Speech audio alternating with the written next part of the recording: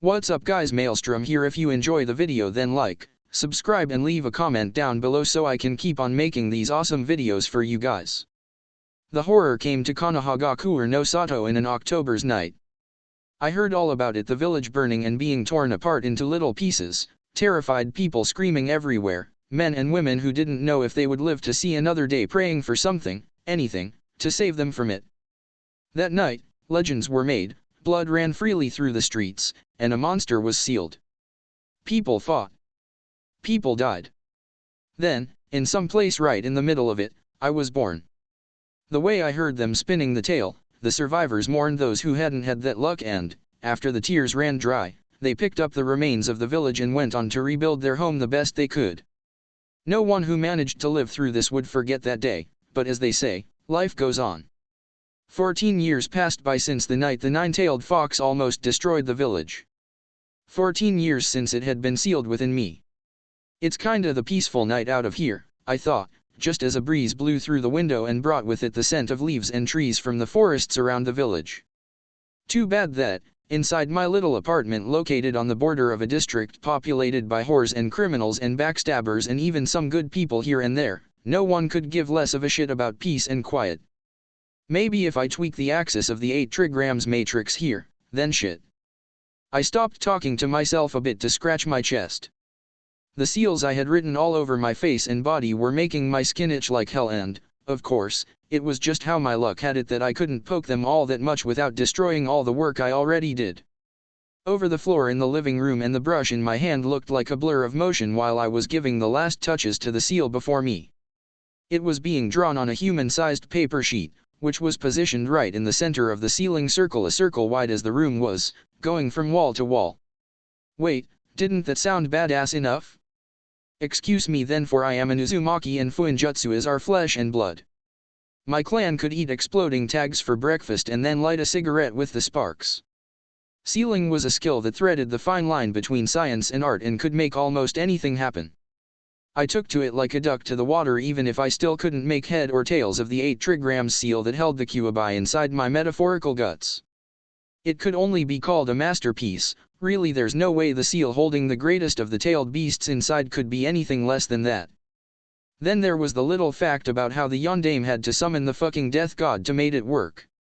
That fella took to heart the notion that if it's not overkill, you just aren't doing it right. Matter at hand being, I and Fuinjutsu? A match made in heaven. After all, in the immortal words of the distinguished Anbu Commander Dragon, I amounted to nothing more than, and that's a real quote here, an oversized, red-eyed, whiskered meathead with zero common sense and an alarming tendency for pyromania. Couldn't dispute the claim, really. I let out an exhausted breath. I think that is finally it. I will say again, Kyuubi's voice resonated inside my mind. This is completely stupid and you are obviously brain damaged or completely mad if you can't realize this. Madness is just another word for greatness, love, I answered with a smile. She snorted. I ate people for less than giving me silly nicknames, brat. And no, madness is another name for I think my container is a suicidal moron. Wait, you do care? I am touched, seriously, right here in the heart. I did not squeal with joy seeing how she was concerned about me, no matter how cute it looked. If anyone ever says anything but, you better burn the heretic, because real men do not squeal in any way, shape, or form. Oh, you are touched all right, it's just not in the heart, Kyuubi said. But by all means, come here in the mindscape and I will show you how touched I can make you feel, annoying twerp. I just shrugged the half-baked threat from my favorite person / mythical being / bringer of destruction. She clearly had some millenniums of experience with the Tsunsun ways. Even then, thank Kami, I had learned how to block some thoughts from her. Someone would think that your mental privacy would be the least of the problems about having a giant rabbit fox thingy who also happened to have destroyed half of your village sealed inside your gut. This someone would be wrong. I leaned over the sheet again. Yeah, ain't you a big ball of sunshine? Now be quiet and let me check it out in the codex for the last time. The enormous book was opened by my side on a page showing a seal almost equal the one I drew on the sheet. The Uzumaki Codex, containing the sum of all the collected knowledge about the sealing arts from my clan and their story since immemorial times. The only thing that allowed me to be that much proficient in the art. At least, Uzumaki Codex was the official name of it. In the notes of the last Uzukage of Uzushiagaku, also known as my grandfather, Uzumaki Ken's hero, it was called simply the awesomest book of high-octane enlightenment. Grandpa was a wise man. Jiji the Sandaime Hokage gave me the book on the day he drafted me into the Anbu Black Ops. These pages were the only thing I ever had from my heritage and my own little treasure, the only people allowed to see it being me and the Kyuubi. I drank every piece of information of these pages like a thirsty man lost in Suna, and the knowledge I earned from it was what brought me to the seal I was finishing to double-check now. Well, the knowledge and no. I couldn't think about her now. I shook my head and got back to work. There's no way I would let my mind go back to that subject now of all the times, not when I finally could do something to try and rectify my disgusting weakness. Not now. I finished the checkup and smiled, as I couldn't find even a single misplaced line in the array. We're in the clear, I said, closing the book with a snap. Let's do it. I got up to my feet with a groan and resealed the codex in my wrist with a puff of smoke. Then I walked to the small table I had put next to the window, carefully positioned under the moonlight, and took a deep breath. Time to get to the real business. I activated one of the seals, a little circle on the floor next to the table, and stepped inside it. That was a simple two-way transport seal with a tweaked vanishing cluster, the change made so it would be continuously open for the substance it was keyed for. The substance being, of course, my blood. When touched by it, the seal would transfer the liquid to a bowl in the center of the room, no matter whatever much I bleed. Pretty useful thing, if I could say myself. The last tools I needed to begin were these 8 pieces of refined chakra metal scattered over the table. Each one had the thickness of a nail and a pointy end, each one decorated as the ritual demanded. And let me tell you, these didn't come cheap. I took another deep breath and picked the first one, rolling it between my fingers. The metal felt cold and the kanji for Ichi carved on its side glittered under the light for a split second. Well, no time like now, I muttered to myself. Very, very cautiously, I positioned the sharp end a bit over my left eye and pressed it against my skin, biting my lip and forcing my body to not move. I could feel it tearing my flesh, a wound which would not heal until I decided so, as I had made an effort of will to halt my natural healing factor. It was piercing my face millimeter to millimeter until it met my cranium, then I charged the metal with my chakra and pushed. Kaimon, fun. I cried through gritted teeth. Little droplets of blood fell all over the floor and were absorbed by the sealing circle under me. The seal over my left eye, now charged, flared alive, the excess of chakra rushing through my body and pulsating in unison with each one of my heartbeats. Then I picked another piece and positioned it over my right eye. Kyuuman, fun. If I wanted to, I could even close my eyes by now. I did my research about the positions of the 8 gates again and again until I knew them by instinct. The third, Seaman, resided in my spinal cord along with the Shoman, Taman was in my abdomen, Kuman in my stomach. I took real care with this one because of the 8 trigrams seal, and then there was the Kyuuman, just under it. As I pierced each one of them, more of the seals over my body were activating and the pain I felt increased by leaps and bounds, yet, I soldiered on like the stubborn bastard I always had been. My chakra was in turmoil, to say it kindly, and a headache began bashing my head in. Just a little more. My body was at war with myself. Every piece of metal inside me was channeling power through the chakra gates to the seals in my skin, catalyzing and molding the energy into what I needed it to be. Maitogai could open his chakra gates at will, but I was piercing them. Just as the Uzumaki no Saisei demanded of me. Everyone in my clan had enormous chakra pools in comparison with the ordinary ninja, so they created the Uzumaki no Saisei to be an evolution and a trial. To be considered an adult, everyone in the clan needed to be knowledgeable enough to make the seal and have the resolve to perfectly execute it. The last pin of chakra metal was positioned in my chest, just over my heart, waiting for me eagerly, the aura around my body being almost hungry for more power. I steadied myself, feeling the untamed chakra lashing out. I clenched my jaw and did it. Kyuuman, fun. I leaned on the table to keep myself straight and almost broke it. The metal piercing my body twisted and crumbled to dust as the blood all over me evaporated. I could feel my chakra alive, melding with my bones and flesh, and searing my skin and flaring in angry red lines. Brat. I heard Kyuubi calling. We're nearing critical mass. Go. Even if I wanted to run, the walk back to the main ceiling circle was a slow one. I couldn't trust my own body to not break everything in the way, including myself. The paper in the center of the room depicted an exact outline of my skeleton, chakra coils, tenketsu and muscular system, which I had drawn with painstakingly care under the fox's guidance. After all, it was just the picture of the neighborhood for her. I kneeled over the sheet, still focused on containing the power inside me, and picked the bowl full of blood. I dipped my finger in the liquid and activated the circle. The symbols on the floor shone brightly and the designs over the wall began spinning as my chakra powered them. I raised the bowl over my head, taking a deep breath, and turned it over. Then I clapped my hands together and put them on the ground with a shout. Fuinjutsu, Uzumaki no Saisei, Fun. I screamed, my throat raw as the pain doubled and then tripled. Every nerve of my body protested at once and I felt like I was suddenly submerged in a vat full of acid.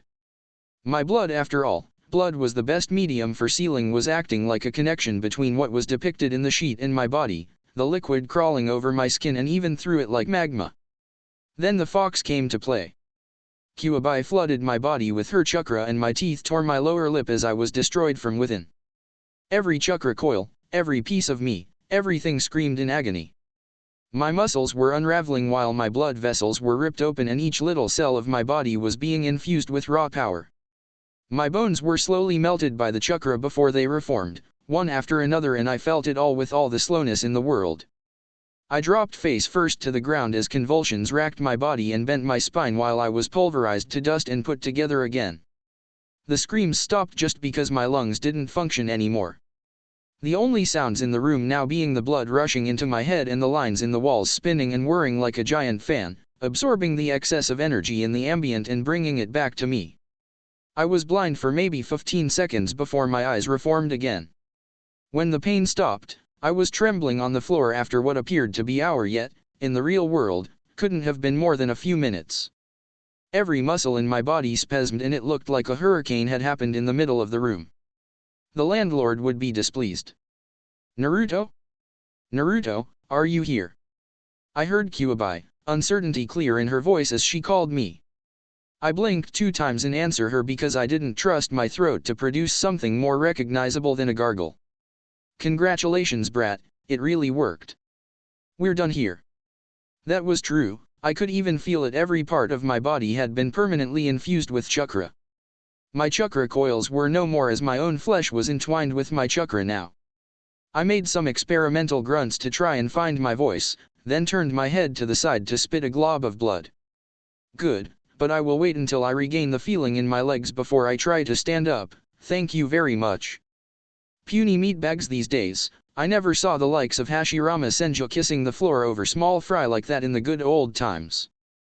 A coarse laugh bubbled in my throat and I tried my best attempt at a roguish smile. Why? Want me to kiss you instead of the floor? Kyuubi just ignored the question and I felt a little more of her chakra coursing through myself. Run the expected effects for me again, so I can check and compare with what I remember from Mito and Kushina. I recalled what I knew of the Uzumaki no Saisei and began reciting it in my seldom used lecture mode, which I had proudly shanghaied from Irika-sensei. Even then, I couldn't shake the nagging suspicion that she was just trying to see if I wasn't brain damaged after the process. The scary thing. I wanted to know, too. The way it should be used makes chakra fusion with the body at a cellular level. The chakra coils just cease to exist and everything in your body becomes one with chakra. Checked, you don't have the coils anymore. I tried to wiggle my toes and smiled when I felt them working normally. The effects are the basic package of unbridled Uzumaki violence: more strength, speed, enhanced healing. Kyuubi made a strangled noise and I rolled my eyes. Shut up, I know mine is kinda ridiculous already. Anyway, the ritual's supposed to attune you better with your chakra nature too, although in our case. I let the sentence hang there. I see the perfect fusion of spiritual and physical chakra with the material medium. It's no surprise that everyone wanted you abominations wiped from the world. I nodded. In a nutshell, then. A truly unholy grin stretched my lips and I could bet my right arm that it was perfectly mirrored in the fox's maw. Oh yeah, my life would be very, very interesting from now onward. I am a very, very dangerous individual now. After a second's silence, Kyuubi spoke with some disbelief in her voice. No shit, brat. You put hours upon hours of effort in that seal and that's the result. Wait, what? Did I hear a giant murderous fox squeal in delight? I am so proud. My Jinchuriki is the shit now. How could I disagree with her? Making eldritch things with ink, stubbornness, and a bad attitude always had been a proud Uzumaki tradition, and the Fuinjutsu madness was quite the common trait in the Uzumaki family line. Thinking about it, I could truly imagine Mom running around in the afterlife like a squirrel on cocaine, yelling for anyone close enough to hear about how my son is awesome, to Bane. Smiling at that mental image, I raised myself off the floor and felt distinctly relieved that I hadn't become a crippled slime. Rotating my arms to test my flexibility, I cracked my neck and stretched my sore muscles to get the blood flowing back to them. How was I doing after this ritual sealing hybrid, you ask? Fucking good, that's how. My body felt better than ever, the pain and soreness all but vanished and I was feeling like I could withstand a bum rush of IWA heavy hitters with just my boxers and a smile. I picked the scraps of chakra metal of the table and crushed them in my hand without any effort, reducing the things to nothing but warped shapes and metallic dust. I felt alive. And my chakra now, that was impressive. I whistled. Q. The fox didn't even try to conceal her amusement. Brat. I opened my arms and flared my chakra, blowing everything around me away. Q. Brat. She shouted. I couldn't hold it inside me anymore and began laughing. Hard. So hard I dropped wheezing to the ground while holding my sides. It was just precious. Once again the ingenuity of the Uzumaki clan gave me a way to kick ass and take names. Still snickering and with a happy skip on my steps, I walked to the bathroom and took my clothes off, only to suddenly feel the urge to stop in the front of the mirror. A chill ran over my spine as a thought came to the forefront of my mind. I didn't stop to think about it, but could my features have been altered by what I did? I was almost scared to look, but I did nonetheless. I promptly breathed in relief. The same man was looking back to me. The strong jaw, the looks too ruggedly, in my opinion, to be called handsome. 3 whiskers on each cheek, high cheekbones, straight nose. I was taller than everyone my age, and more muscular than everyone in Konoha too. Anko-chan had said something about heroic build while talking about me. Bulging biceps and developed chest, veins and muscles everywhere, muscular fibers, myocytes, with the density of titanium and sinews stronger than steel cables, the doc on the HQ said. The only change was my eyes. The slitted pupil remained here, but the normal red of the iris was more vivid, glowing a bit more than before. I rubbed my hand over my face. That was definitely too much emotion for that night. Shaking my head, I stepped into the shower and, under the warmth of the water, scrubbed the ink off my skin. Daydreams of all the exploits, chaos, and generously applied amounts of property damage lurking in my future made me almost drool. In a totally unrelated note, I like to imagine that at this exact time, the citizens of Konoha shivered in abject terror. Kyuubi was thoroughly amused. After calming myself with the bath, I jumped on my bed and drifted into meditation with ease.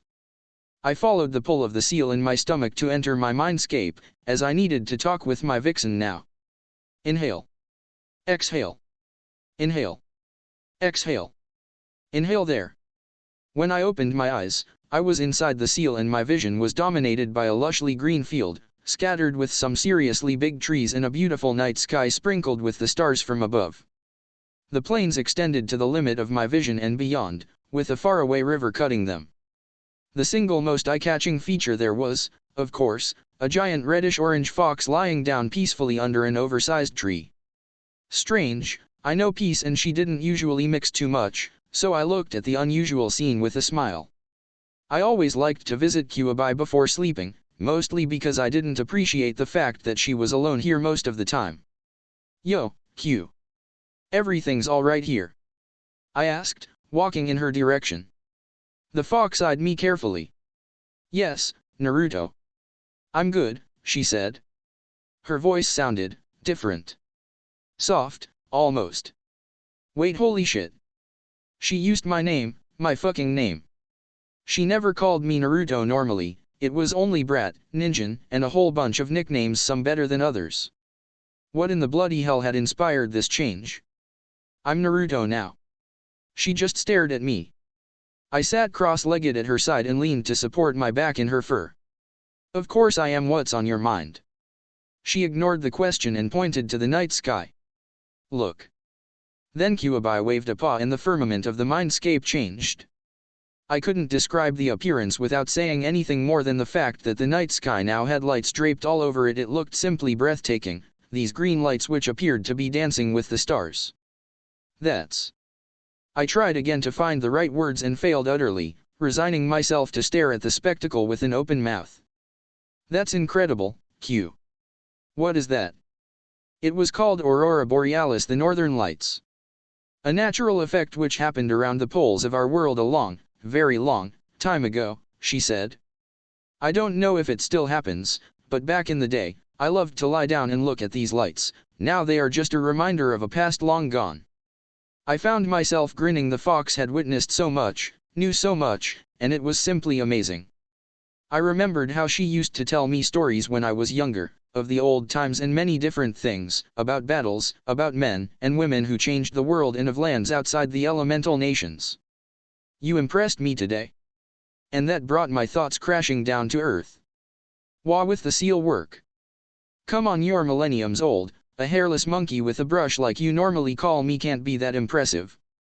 I dismissed the compliment, trying to hide the pride I felt at hearing it. No, not with the seal. To do what we've done you gave me free rein with your body. With the same ease I attached the Uzumaki no Saisei to your insides. Kyuubi shook her head. Naruto, I could have done much more. I am not certain if you know, but, if I wanted, I could overpower the seal and your own coils to be free. And kill you in the process. She whispered the last part, but I heard it clearly and didn't even need to think to answer her. I knew. Just as I knew you wouldn't do it. She tried to mask her surprise, I think, but the slight widening of her eyes and the slack of her jaw gave her away. And how, exactly, did you know I wouldn't? Because I trust you. Her blank expression changed in one of absolute shock. It was like she never received the trust of a human being before, and, thinking about it, that was probably the case. Almost everyone considered her a raving beast and reacted to her presence by fighting or fleeing. It was a sad thought because I knew the error of this judgment better than anyone alive. She was brilliant, smart, knowledgeable, and the single most interesting person I knew. Yes, you have my trust, Q. I nervously rubbed the back of my neck. Look, I'm not big with emotional talks, but if you need to be certain of something, it's this. I would trust you with my life without a second thought. We fell into a comfortable silence as I looked to the mindscape's sky. She knew the reasons for that trust, and they were important ones indeed. When I had no one to turn to, she was there for me with me. She never left me alone. I stood up and began pacing around, still trying to organize my thoughts in a way I could make some sense of my own reasons and tell her. You know, Gigi and the people in the Anbu are important to me too. I kicked a stone and turned to her, waving a hand. Fuck, Kakashi is practically my brother in all but blood, but they aren't you, you know? For them, I would fight, bleed, and kill, but for you. I lowered my voice almost to a whisper. I would die for you, Q. Come hell or high water, it is you and me against the world. Without you, Kyuubi, you are the only thing keeping me sane. If something happened to you, I looked down, trying to find the correct, smart words, without success. My nervous tick began acting again with each snap of my fingers. A little flame ignited in my hands before it was snuffed out by another snap. You know what? I wouldn't exchange my life for anyone's else. Ever. Just because I have you. She stood in silence, a comprehensible reaction to the bomb I had just dropped. Q could count her age with 5 digits or more in her thought processes. Her moral compass was, simply put, inhuman. The realization of what I had just said probably struck her silly. But it was the truth. When I was a little boy who knew nothing, she was there teaching me, guiding me when I was growing and telling me her stories. When I fought for his village in my missions, she was here with me too, helping me to survive and win. Kyuubi helped me cast away most of these pesky concerns about what the villagers thought about me and focus on people who really mattered, and she did it with her mere presence and companionship. She changed me to more than I could ever be if I was left alone, the mushroom style, kept in the dark and fed with bullshit. And I was nothing if not grateful for it. Finally, she saw fit to begin talking. "Naruto, I've known you before even you knew yourself," Kyuubi said, "and yet, you keep surprising me." She inhaled a deep breath and looked at the sky. "You already knew how, when I was unleashed upon Konoha by that son of an Uchiha. The people here saw me just like all humans did before a rampaging beast. Even when I tried to reason with the silly maggots. Calling them silly maggots probably didn't help your case." Kyuubi gave me a look and I made the wise decision of shut up. "Then, when you awoke inside the seal after the situation at the Forest of Death, we talked." She shrugged her shoulders. "Of course it was merely for the novelty of the thing. My previous seals had me strapped to rocks or nailed with pointy shit, so a talkative host was quite the news even if I had already fully planned to rip your mind at the earliest convenience." Of course she did. Why was I not even a bit surprised? One of her tails nudged me in the head. "But you, this tiny little squirt of a human, talked to me like I was just another person or a rational being, and lo and behold, I really am. There were you, smaller than my pinky, talking a big game to me. To me." She laughed at the absurdity of the situation and even I let a snicker or two escape. Seriously, remembering that made me think I should have had a big pair of brass balls with the third one made of titanium and maybe measure of insanity when I was a kid. Probably both. There and then, I decided to remain and see what you would become. I'm immortal, it's no biggie either way. I snorted and caressed her tail. "I live only to entertain you, N.E." She ignored me, the rude little thing. "I was pleasantly surprised with your own brand of, let's say, uniqueness, you crazy bastard. You made immortality interesting for the first time in ages and, well, I am amused. So you shall receive a reward." As she finished talking, her enormous body began glowing. I raised an eyebrow and clapped with false enthusiasm. Thank you, thank you. I feel really appreciated now that I have a brand new demonic flashlight. Why, thank you." She still managed to give me a withering glare. "Lame. Just watch and be amazed. Let's never be said that Uzumaki Naruto didn't enjoy a gift in any shape or kind."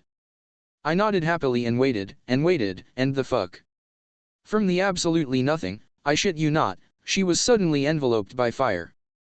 Well, I could do something like that too, so it wasn't so big of a surprise. The surprise was the form she had inside that fire. I swallowed dryly. For the barest of the seconds, I saw it, and that creature was just wrong in the sense of breaking the possible shapes of the reality, contorting in a geometry just impossible for the human mind to comprehend. Too many sides, too many angles. That thing wasn't a fox, it just was. Kyuubi howled to the sky and the flames around it suddenly flared to a painful degree, the light of a star-going supernova contained in her new and otherworldly form. The being was swirling and compressing itself, making the mindscape tremble with her immeasurable power. I could hear someone or something screaming in the wind, and everything pulsated around us like a giant heartbeat. With another howl, the northern lights above us blistered red before they broke into wisps of light as the sky burned. The very weaving of the mindscape unraveled and twisted at her show of strength, groaning and screeching at her presence. For the first time, I understood why the Yondaime needed the help of a god to seal the nine-tailed fox inside me. Being in that presence was the closest thing to a religious experience I ever had been through. I smelled the smoke of fields torn apart by war and felt the heat of flames in all forms caressing my skin. I saw a sun rising and dying on the horizon and heard meat sizzling in a bonfire. There were stars being born and the eruption of volcanoes all around me. I saw and felt everything. My own chakra was answering the call, a blazing inferno, inside me and hungry. Her presence was everywhere and, for my life, I couldn't avoid looking at her until the power subsided, just for me to immediately bit my lower lip in hopes of stopping the nervous laugh bubbling in my throat. The giant fox was no more. Instead, inside the light, there was a form with a head and 4 limbs as the demon inside me turned into a woman, and a rather petite one. She would reach my chest, at most, and would appear totally fragile next to me even if I knew better. Then the light disappeared and I fully saw her human form for the first time. My jaw fell to the ground. She was, in a word, gorgeous. Her face was heart-shaped, with a cute nose, regal cheekbones, and pouty lips. Her hair flowed in a bright red color, which made me of fire and blood, covering an eye and reaching the base of her spine. She had the perfect hourglass figure, with wide hips and a thin waist. It could be said that her smile was a bit wider than it was adequate to her face, yet, it added to his beauty instead of detracting from it kind of a dangerous allure. Like a queen, that was the only thing I could think about how she looked and carried herself. She was clearly well endowed, wearing a white kimono with red designs, and the fact that I couldn't see a signal of a bra made my cheeks burn. She had a black choker around her delicate neck, and the stone in the center of was a representation of the seal, making a contrast with her pale skin. When she opened her eyes, they were like mine but inexplicably different, a pair of crimson irises and slit pupils burning with an eerily glow in the mindscape's night. She wouldn't fool anyone if she tried to pass as a human, as no mere human being could ever be this beautiful and unblemished. My thoughts were interrupted by a warm pressure tasting slightly of strawberries right against my lips. It was an unexpected and welcomed sensation, that kiss, my first kiss. A chaste kiss which ended too fast for my liking. Speechless, the only thing I could rationalize enough to do was to look in her eyes and put my hands on her waist, bringing her closer and waiting for her to take the next step. And her eyes. They were shockingly full of a feeling I never even dreamed about seeing, and, in these fleeting seconds, I could honestly say that I knew her for what she really was. I could see anything and everything the single most important person in my world had in her heart. Prideful. Arrogant. Deadly. She didn't have a smidge of care about almost anything or anyone, viewing the human race with scorn and contempt. A textbook demoness through and through. Sure, of course, she was all of that. With me? She could make me laugh at the worst days and we could talk for hours at end. For me, the Kyuubi no Kitsune wasn't only a being hell-bent in devastation nor an eldritch abomination who only felt rage. She was perfect. My name is Natsume. Her voice had changed with the transformation, now velvety and full of silky undertones. Yet, even if she sounded sultry and feminine now, her words still carried a current of inhuman power, and I almost flinched remembering what she really was, that thing inside the fire. And with that kiss, I made your mine. I couldn't think, really, so I just acted. I cupped her cheek and kissed her lips. It probably was sloppy, I didn't have much experience, but she seemed to like it. I pushed her until her back was pressed against the tree and caressed her sides, then her hands were suddenly in my hair, unmaking the ponytail and scratching my scalp. We practically melded together, her breasts a firm and alluring pressure against my exposed chest. She tentatively touched my lips with the tip of her tongue and I opened my mouth, our tongues clashing in need and without any reminiscence of restraint or control. The kiss only stopped when I felt the need of air, and, even then, I could feel an almost obscenely big smile forming on my face, an expression she mirrored in her own. How do they say it? Jackpot, tiger. I said, trying to regain my breath. I think we should stop for tonight. Her grin was reminiscent of the cat that got the canary. Well, whatever, it's not like I am going anywhere. Then she put a finger on my lips. Just one thing, Nat, is okay, but if you call me Natsume-chan, I will rip your tongue off with my own teeth and slap you with it. I laughed and nuzzled my face in the crook of her neck. Stop before you turn me on, little vixen, I said, kissing her on the lips one more time before what I said fully registered to her. She pushed me away and punched my shoulder. Little vixen? Fuck you, meatbag. Sorry, I have class. You will need to wait for the third date. Nat just rolled her eyes and gave a smile, just a few steps of being downright predatory, looking at me like I was a piece of meat. The thing is, I couldn't decide if I should feel threatened or pleased by it. So I settled for being turned on. Hormonal teenager there and all, gents. Stealing another kiss, I released her and found myself already missing the heat of her body. Funny how someone can miss something he had just got, no? Then I had a great idea. Intending to give her a gift too, and an awesome one at that, I closed his eyes for a second and spread my will over the mindscape's form, focusing on all the feelings of home, of belonging, I had in me. My tongue poked through my lips and, with my face scrunched in concentration, I clapped my hands together and touched the ground. The mindscape trembled before me and, Slowly, a house sprouted from the soil created with nothing but my will, and the building was very impressive in my humble opinion. It was mostly made of wood and built very similarly to the Sarutobi clan compound, where Hokage let me host my meager birthday parties when I was younger. It represented a place of good memories and happiness for me, and, now, it was hers. Things inside the mindscape tend to be quite the in-your-face kind of symbolic. The house had a garden and big windows, as I already knew that Natsume liked to awake with the sunrise shining on her face. I never got the hang of it, must be a fox thing, but to each one his own. Proud of my creation, I caught her hand and walked her to the house. No, to her house. Our house. I don't like getting things without giving anything in return, I said, scratching my chin. The house is yours, Nat? Nat looked around with a finger under her lower lip. I don't know, it looks like quite the nouveau-ish kind of house. I will need to redecorate it extensively before it suits my needs. She made a show of looking to the house for some seconds more before she turned to me again. In all seriousness now, thank you, I haven't had a house in almost 2 centuries. I shook my head and embraced her again, giving her a long last kiss before I left. It wasn't a steamy or lustful one, but it was sweet, a kiss intended to mean that I would be back in no time for more.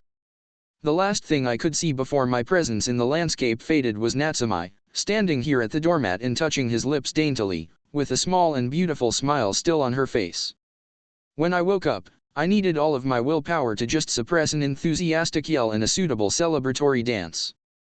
This night had been hell, what's with Natsume finally talking about herself to me and the kiss. Holy mother of Log, I had kissed the Kyuubi. Or, to be more exact, she kissed me. Kami's balls. Thinking about it, with her living inside me, kissing her sounds as an extreme case of bilateral masturbation, and on that note, I need to say that my mind always had been quite warped in some ways, so bear with me there. Could I consider her my girlfriend? Unlikely, as she was above this pedestrian shit. She would probably call me her mate just to fuck with me and laugh at my face, and I didn't doubt for a second that she would do it. Whatever our label was, you better be pretty fucking sure that we were together now. A snort escaped from my lips when I thought more about my actual situation. If the someone caught wind of my kiss and hopefully future ones with Natsume, the hospital would need to be on red alert for cardiac arrests and a lynch mob would be knocking at my door. She would probably find a way to stroll right in the village just for shits and giggles, too. Without wiping the totally satisfied look from my face, I closed my eyes and set my sails to the dreamland. I was under the distinct impression that my dreams would evoke the figure of a certain red-haired vixen with burning eyes and luscious, strawberry-flavored lips. Things were looking up for me. I woke up when the sound of footsteps came from the outside of my bedroom. The faint noise startled me awake and made me react by molding my chakra in my right hand in the form of a kunai and holding it in an inverted grip. The invader would learn how much I am not a morning person. I threw the sheets off me and jumped from the bed, approaching the door separating my bedroom from the rest of my apartment in a silent stalk. I stopped only to rub my eyes and turned the knob, shoving the door open with my bare shoulder. The intruder was right in my kitchen, slouched nonchalantly in a chair like he owned it. Oh, him. He was a tall man with a half mask and had an orange book open next to his face. He was wearing the standard jounin uniform, the one with the Uzumaki swirl in his back end. Despite his appearance, he was regarded as a living legend in the village. Heitake Kakashi, also known as Sharinan no Kakashi, my sensei since I entered the Anbu, a veteran of the Third Great Ninja War, Jerkus extraordinaire, and one of the few true friends I had. So, I promptly threw my kunai at him to give the respectful good morning he deserved. The fuck you are here, Kakashi-sensei? I shouted from the door. Suddenly throwing a kunai at someone could be seen as kind of an overreaction, but with him? Kakashi was absurdly skilled as things were. He could defend himself from a pesky little thing like that while blindfolded and tied upside down over a pit of crocodiles. And yes, I had the dubious pleasure of witnessing that during a seriously weird mission. True to his form, Kakashi slapped the weapon away from himself with the book's cover and pointed an accusatory finger to me. "Ma, Naruto, that's how you treat a guest here." "No, just invaders," I answered. Seeing as how I probably wouldn't get any more sleep, I rubbed my eyes and made a beeline to the cupboard, where I picked a jar of coffee and 2 mugs. Man, I am really hating you now. It's what? 6 o'clock. 7. Kakashi theatrically put his hand over his chest, and someday you will hurt my heart with these mean words, you cold little coward you. Keep it up and maybe I will use a kunao instead of words to hurt your heart, I said and raised an eyebrow.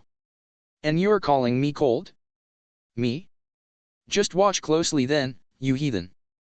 I slowly poured the coffee into the mugs, touched each one with a finger and channeled my chakra through my skin just enough to heat both of them, a feat which would be almost impossible for me before yesterday's night. The only reason I could even do something like that, period, was a side effect of having the adaptable chakra of an Uzumaki, the 8 trigrams seal and housing the Kyuubi. Almost since birth her presence mutated me in her likeness. Not that I complained much about that. The spiritual or yin aspect of my chakra is fire, all kinds of fire, even the metaphysical side of it. I can create and control flames better than any Katon user and even do that with heat to a minor degree, at least until I can train more and better my control. When the mug began steaming, I cut the flow of chakra and turned to Kakashi. I smiled at my success, then, and offered 1 cup to Kakashi, carefully watching for his reaction. He didn't look very impressed. So you are like a blonde microwave now? I am truly amazed. Geez sensei, fuck you too, I said and sat in the chair next to him, rolling my eyes at his almost criminal lack of appreciation for my abilities all the while. How rude, he shook his head and looked back to his book. I will not even answer that. True to his word, he said nothing more. I huffed in exasperation and raised my fist to him, then he gave a nice smile in his own infinitely infuriating way and finally put his ika down to bump his knuckles with mine. Now cut the bullshit and say what you are here for, I asked, stopping only to stifle another yawn and wave in his direction. I didn't even know that your lazy ass could wake up before dinner. Hello Pot, my name is Kettle and look, we are both black, he answered. I'll have you know, though, that the Heitake clan is renowned far and wide for our mourning disposition. Sure, and Uegakuer is known for their truly burning love for the yondaime. Ma, aren't you a real blast? Anyway, to be clear, I am here at this ungodly hour because the Hokage ordered me to pick you up and go to his office urgently, too. Kakashi took another sip from his mug. You know how he gets. I just sighed in answer and drank the entirety of my coffee in a big gulp. Dude, I swear the old man do it just because he can't sleep more than 2 hours straight. 3, tops, I rubbed the bridge of my nose.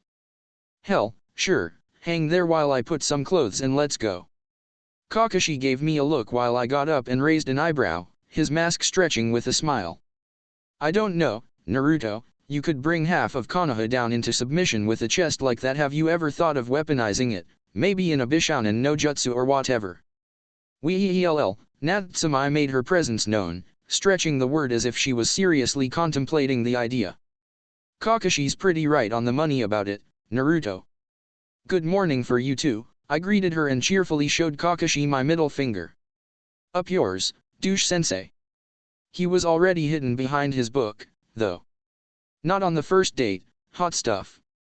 That's what she said. Under that combined assault of overwhelming proportions, I took the sensible way out and made a tactical retreat for the safety of my bedroom, but not before I thanked every god out of here for the fact that these two wouldn't meet for a long, long time. I opened the door of my battered wardrobe and began putting my usual clothes on, gazing with nothing but contempt at the corner populated by horrible neon orange outfits. All of which were reserved for my academy days, as they were large and stupid so they would underestimate me. With my posture slouched, in clothes too large to show how strong I really am and colored too dumbly to someone to think of me as a threat, they were the perfect disguise. Snickering, I put a black, sleeveless shirt with the Uzumaki swirl in red at the back, slightly padded for added protection, and cargo pants of the same color. I covered my hands with a pair of fingerless gloves with metal plates over the knuckles and put my forearm guards in a pair of black steel-toed boots. Then I closed the wardrobe and picked my knife, if I could call that thing long as my forearm, that off my nightstand, firmly strapping it on my left hip. Finally, I picked my Anbu mask and hung it on my belt. The mask was beautiful, plain white, and in the form of a grinning fox, with red swirling details scattered all over the front and, inside, it was scribbled with various seals: increased hardness, fireproofed, self-cleaning, everything. It was a work of art, if I can say so myself. Standing up, I snapped my hair in a ponytail and looked in the mirror. Armed, dangerous, and stylish as hell. I was ready to roll. Natsume apparently was of the same mind. I could eat you, especially when you are well dressed like that. I need to go, Nat, but hold the thought until I come back to the mindscape tonight. She laughed. Gladly. Now go, the Cyclops is waiting for you. Off we go then, milady, I said, and as I closed the door to the bedroom and turned to Kakashi's direction, I stopped in shock and took a double take of the scene that was developing at my kitchen. It couldn't be true, it was too perfect. Kakashi obviously wasn't a morning person, and that was a conclusion reinforced by the snores coming between his crossed arms. The man was dead on his tracks, sprawled at my table and drooling all over it. Possessed by some sort of demonic inspiration, I gave him a mischievous smirk and began planning a method to wake him from his slumber. Of course, I could do it in a calm, respectful and gentle way. Nope, fuck that noise. Natsume, I smiled, rubbing my hands together, do you want to see something cool? Why, she did. A minute after that, I put my mask, jumped out of the window and began running for my life in the direction of the Hokage's tower. Just before the underpowered exploding tag I had put next to Kakashi's head detonated. This would teach the bastard a lesson about waking people from their good, supple, and red-headed dreams. I think I startled some people in the way when I began cackling like a madman, but paid no mind to it. All was good. The first thing I saw in Jiji's office was a cloud of tobacco smoke spiraling around the room. The office was spacious, with a great view right to the Hokage monument, 2 couches on the walls, one under the past Hokage's portraits, 2 chairs before his desk and one for him on the other side of it, where he was seated. Hiruzen Sarutobi was here, clad in his Hokage garb and puffing his faithful pipe while writing something in a paper, the same scene I saw many times before since my childhood. I took out my mask. The office was protected by a myriad of seals who would protect my identity and crashed in one of the couches. You know Jiji, my shtick is setting things on fire and official documents are flammable. Temptation much. He had just opened his mouth to answer when a half-deaf and loudly swearing Kakashi proceeded to come through the window. Kakashi then straightened himself and, probably mistaking Jiji's open mouth for shock, began to apologize. Sorry Hokage-sama, but I laughed at the scene and the Jounin stopped to give me the evil eye. Someday I will kill you, Naruto. Kill you dead.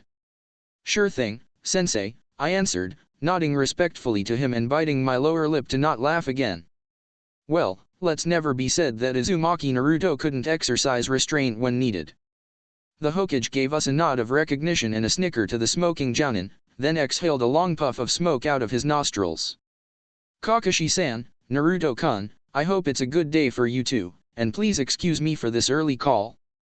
He politely ignored my ramblings about how the day would be better if I was still sleeping. Instead, he shuffled the papers on his desk and waited for me to shut the hell up.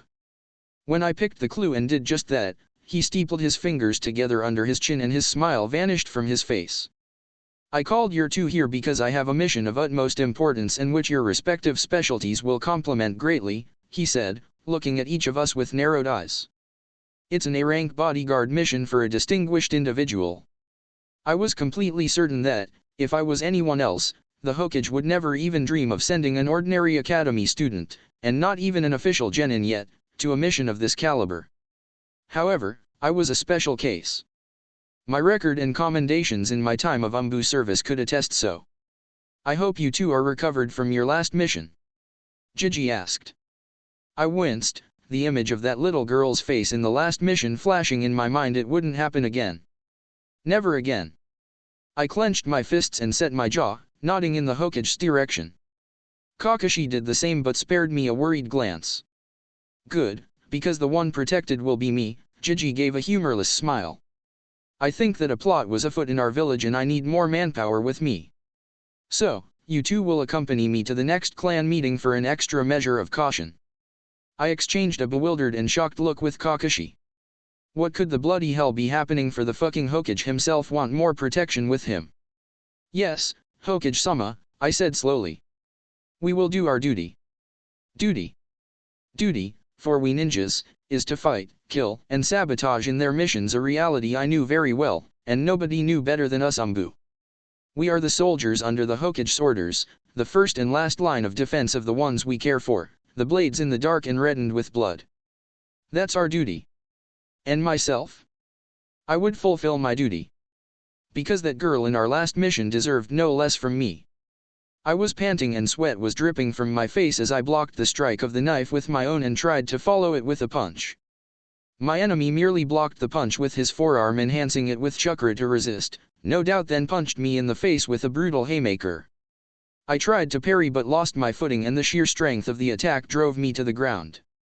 He didn't lose time and lunged at me while I was falling, but I put a hand on the ground and snapped my right foot up, aiming for his chin. He bent back to avoid it and I jumped back to my feet, springing in his direction.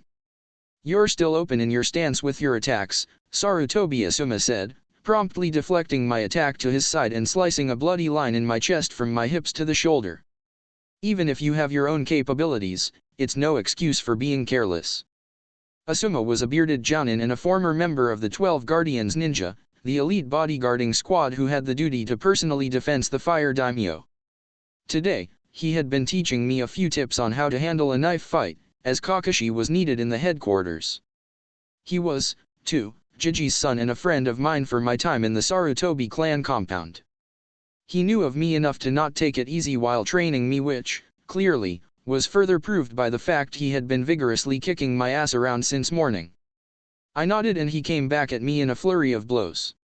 Asuma had never been the fastest of the jounins nor the most adept with jutsus, but he was freakishly strong and his defense was off the charts. I rarely trained with him, but when I did, I managed to connect an attack through his guard only once in a sparkling blue moon. "Good," Asuma said, his cigarette clenched between his teeth in a grin. "Keep it up now, kiddo." I blocked his double slash with my forearm guards. "Sure, Asuma-sensei."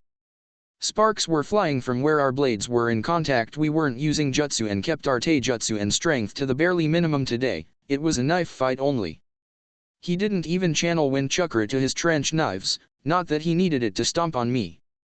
Still, I couldn't complain. I had wanted to feel at ease with my body again after the Uzumaki no Saisei. Coming on a mission with untested jutsu or changes in one's body is kind of wanting to commit suicide by shinobi, so the training session was a must. We traded blows for a while until I managed to slice his shoulder. I knew I was fucked then. He made a feint to the left and I fell for it.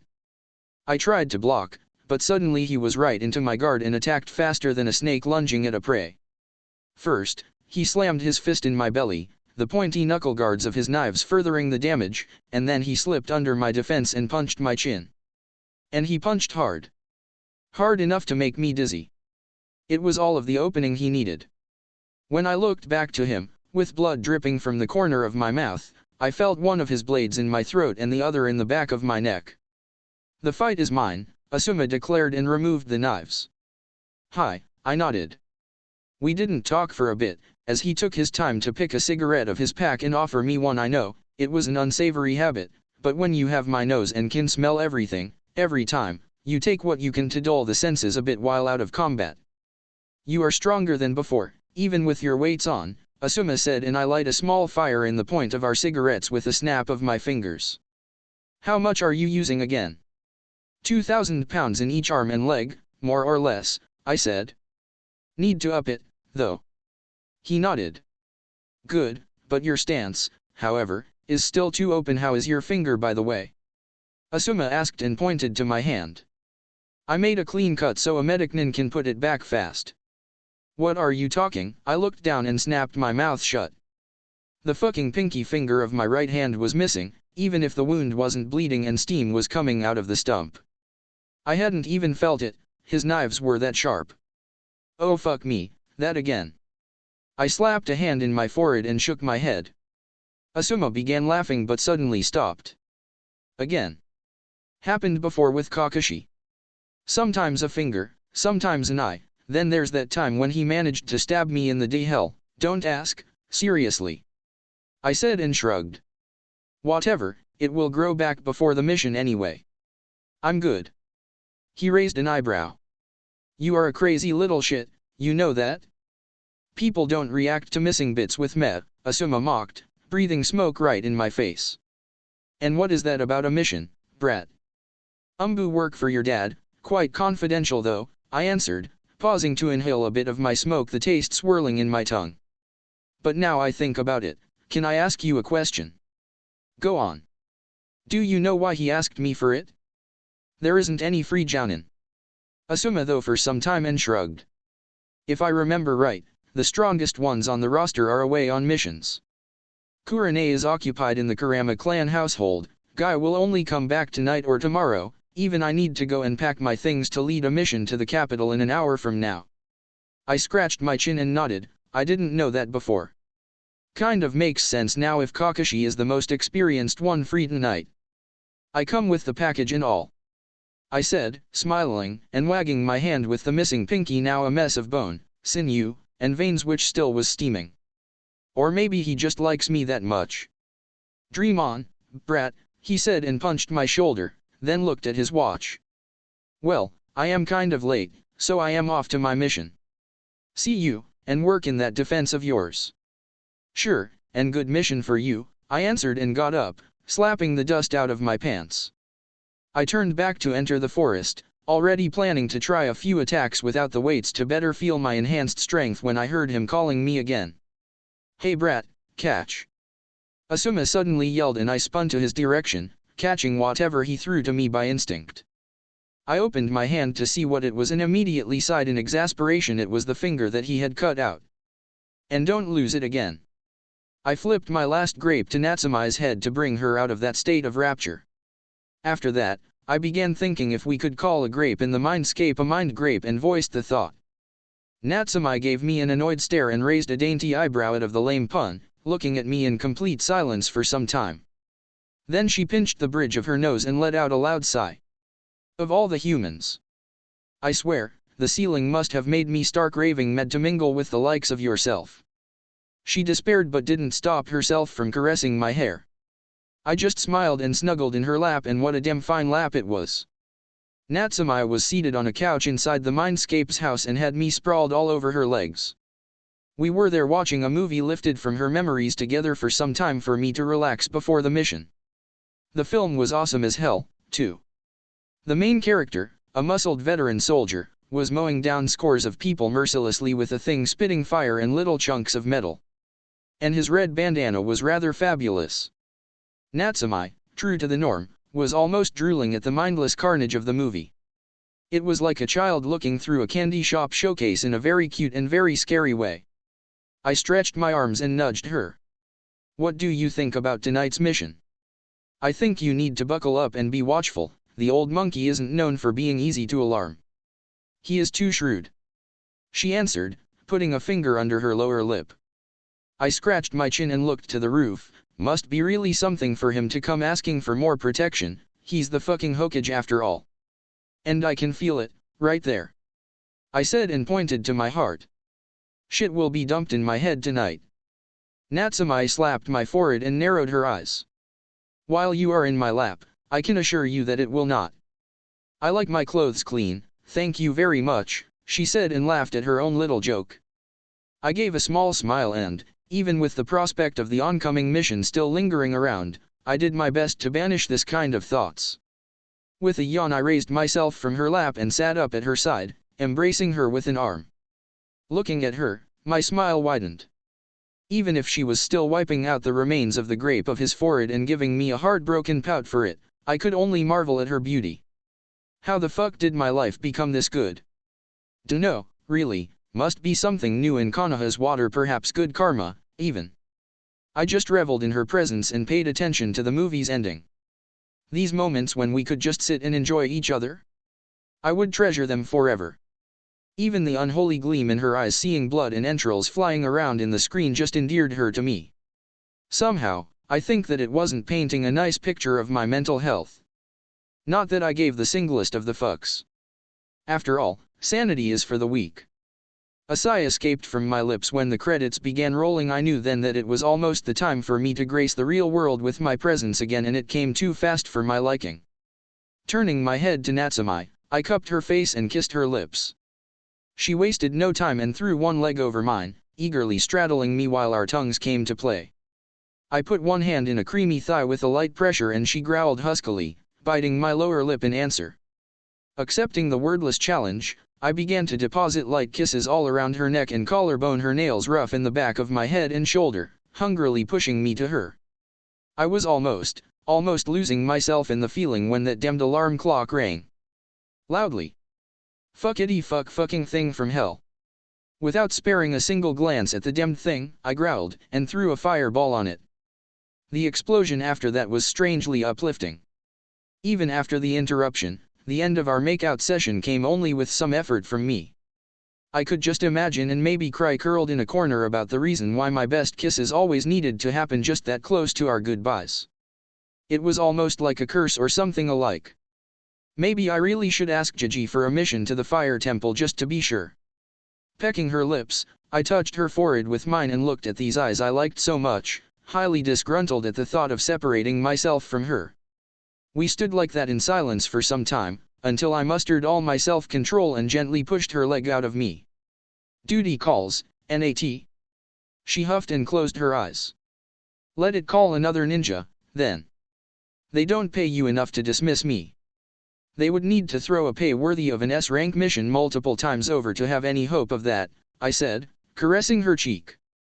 She began to run her hands over my chest and legs, then bit her lower lip. God, the allure of these soft touches was almost too big for me to refuse.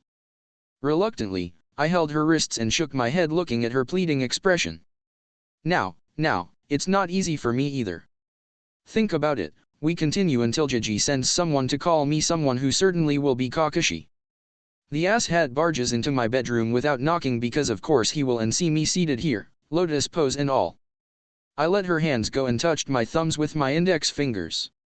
Then I gave a beatific smile. And when the motherfucker approaches me, he sees it, the raging boner that you made appear in my pants. He would be horrified, or... I shook my head. God, I hope he doesn't feel tempted. Yuck, forget it. But nonetheless, he will run to the Hokage screaming that I am sexing the Kyuubi no kit. She interrupted me with an uproarious laugh and threw a pillow at my head.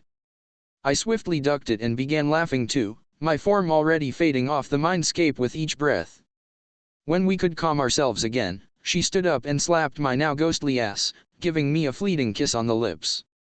Go then, if you really need to. And please take care. Just because you have me and is the official chibi bijū around there, it doesn't mean that you can't fall against someone. Yeah. After all, I fell for you. I said, just to provoke her. It worked. I really think the next pillow she threw broke the sound barrier.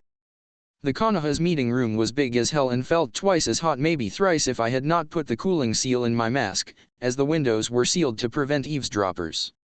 The room needed to be that big, of course, because that was the only way to house the table comfortably. I couldn't even think about that thing without capitalizing the name. The table was a monstrous thing made of wood and, perhaps, hate, created by the Sandaime Hokage with his Mokuton, and it was large enough to all the clan heads to be seated around it. Worse, that thing was menacing. Seriously, I swear it was glaring at me. Somehow. There was an old history circulating around the Anbu people that the Sandaime used that aberration of nature in the Valley of the End to bash Madara Uchiha's head into Kingdom Come. Personally, I couldn't dispute that fact. If the log was the god, the table would be the devil. Today was the meeting of the clan heads, so there wasn't a civil representative here, and thank God for that, because, normally, the ninja side and the civilian side fought over the table in a Cold War. Trade agreements were the kunao and the merchant licenses the shuriken of these people. Of course, it was utterly pointless. Konoha worked under a military dictatorship and the shinobis were the enforcers of the Hokage's will. The civies could talk a big game, but in everything that mattered? If the Hokage, clan heads, and the elders said shit, they could only answer by asking, in what shape, sir? They hadn't any power. The representatives were heard by the Hokage just because it's easier to compartmentalize the civilian mumbo-jumbo and let Gigi give his attention for the shinobi deals. Seated by the Hokage's left, there was his diplomatic counselor, Hyuga Hayashi, a tall, long-haired, and pale-eyed man, who was undoubtedly machinating something in his little aristocratic head. The right was reserved by Uchiha Fugaku, the one responsible for the police force, who was strangely absent. Very strange, the man was like a clockwork, never late, and would rather die than ditch the meeting without an explanation. The Inoshikacho trio was cheerfully talking with each other without giving even the smallest of fucks about the proceedings, a fact of which Chauza Akimichi, being conspicuously trying and failing to hide a laugh, was proof enough. Samiyazuka, a beautiful, feral and wild-haired woman, was our only proverbial MILF here. She was absent-mindedly petting his huge dog, and you can trust me when I say huge, is huge with a capital H. That monster was taller than my waist and, better yet, was wearing an eye patch of power. Coolest dog ever. The mummy man, Shimura Danzo, was seated in his corner and expressing his usual level of emotion at the meeting, which was none, while the two old saga fellows around him were clearly busy being old in silence. Jiji was simply puffing his pipe without any real reaction, while Hayashi droned about something happening in Nami no Kuni. Properly humbled by the concentration of the finest crop of Konohagakure's leaders, I was looking with a shifting eye to the Ika Ika Paradise edition, which Kakashi had sagely disguised as an Anbu tactics manual. I fought the urge to scratch my neck. Can you even raise your leg like Naruto? I am the Kyuubi no Kitsune. I can do anything. I shifted in my stance a little. Strange, has my uniform always been tight like this? Anyway, Anbu couldn't give his identities away while on the job, and Ika Ika was Kakashi's obvious trademark. He walked around reading it all the damn time. He corrected the fault in his disguise by making almost a form of art out of reading his porn while on the clock. Our elite jounin was a crafty one, indeed. Finally, the Hokage began paying the barest amount of attention possible at the procedures and discussions to try and find a common ground between them. The need of doing this diplomatically firmly cemented Hokagedom for me as the worst job ever, because if that hat was mine, I already would be kicking faces and taking names. We need to talk about that boy, Uzumaki Naruto.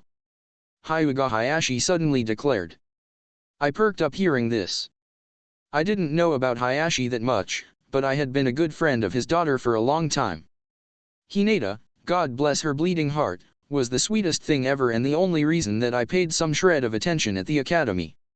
Although she had a background of nobility, Hinata was very humble and kind to a fault. Even if my and my clone's behavior was obnoxious at best for shit and giggles, she never had harbored any notable prejudice or contempt against me.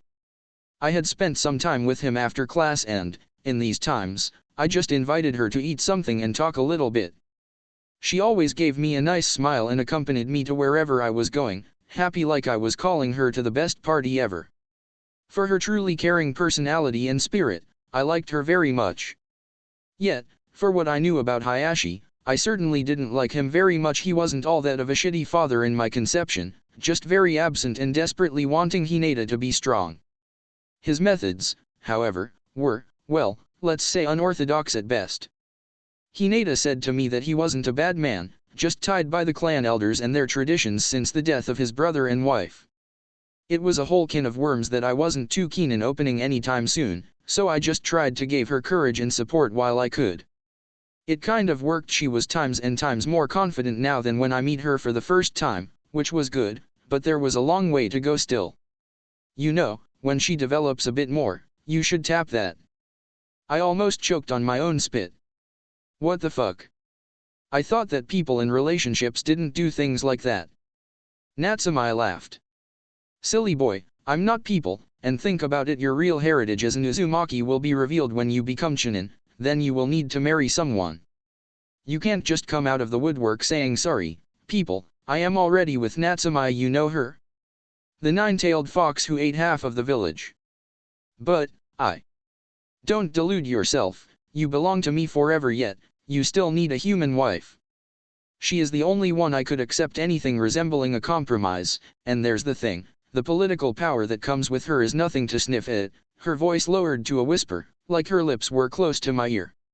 If you indeed claim the girl, she would be mine too, and Naruto, I am a greedy vixen. I shook my head and decided to think more about it after the mission's conclusion. I felt like an idiot, of course. Natsumi wasn't even remotely human in her thoughts. I was fucking dumb to still be surprised with it. Deciding to pay attention to the people presently talking shit about me, I heard an answer for the Hyuga coming from Koharu Yudiden, one of the elders. What about him? I saw his results of academy. The boy is average at best. Hayashi looked at her. Yes, as the situation is now, he's nothing of note, and that's exactly the root of the present problem. Humor me about it, Koharu-san. Why does the so-called Jinchuriki even exist in the first place? Hayashi stippled his fingers together under his chin, waiting for an answer. Shodame-sama rounded the bijū and gave it to the villages to maintain the peace. They were supposed to be deterrents for war and the biggest weapons in these wars, she said. Then there is the matter of the Kyuubi's attack.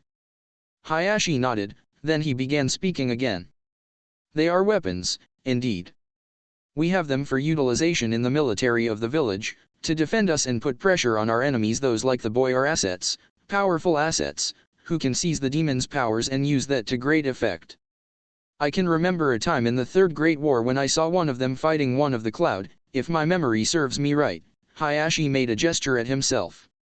I am a proud man, sure, and water is wet, but I have no shame in saying that I was greatly impressed. I am failing to see your point, Hayashi-san, Jiji said, his posture cautious. My point is simply put, the boy is useless as he is now. I saw his grades in the academy and they are dreadful, to say the least. Even in light of the new standards of education in the village that enable our sons and daughters graduate with 14 years instead of 12 like before, in times of war, he gave the clan heads a pointed look. But I have a proposition to correct it and mold him in what he needs to be. And what proposition would be that? The Hokage's tone was polite, but I had a feeling that he knew exactly what it would be. I want to take him in the Hyuga clan as our honored guest and train him. We need our weapon to be primed and ready to lay waste to our enemies, and my clan, the strongest of Konoha, can put him on the correct path for that. The clan heads looked at him with wide eyes. With us, he can be made in the weapon that we know, the village, needs him to be. 1, 2, 3, go. The yelling began, every one of the clan heads calling the proposal being a Jinchuriki is power, raw and untamed, and giving me to a clan would enable this clan in controlling the village's weapon of mass destruction. What a lovely bunch. Jiji only needed to raise a hand to calm the discussion. He gave me a glance with the corner of his eye and turned to the clan heads, his face serious for the first time in the meeting. I refuse, the Hokage said. You know, Hayashi-sama, that I cannot and will not give Naruto-kun to be under the aegis of a single clan, as it would upset the balance of power in the village. And about your fears about his ineptitude, I assure you, I am. The Hokage's speech was interrupted by an explosion coming from the village. What the fu? I bolted from my position, kunao in hand, and opened the window. Everyone got up from their seats, ready for battle, and the Hyuga was the first to be next to me with his byakugan blazing. A plume of smoke was rising from the village and fire illuminated the night sky. Before I could extend my senses to feel where the conflagration was, however, Hayashi turned back to the Hokage. Hokage-sama, it's the police force headquarters, he said with a millimetric frown. Everyone stilled in their positions before they ran to the window to confirm it. Jiji himself was preparing himself to restore some semblance of order when someone suddenly barged inside the room in a desperate run. It was a Chunin whose name I didn't know the identity, but his face just screamed Uchiha. He was pale as a piece of chalk, with bloody gashes all over his official flak jacket and a kunao handle deep inside his back. He stumbled in, falling to a knee and supporting himself in a chair. Jiji ran to the man and put an arm around his shoulders, trying to decipher what the hell he was mumbling about.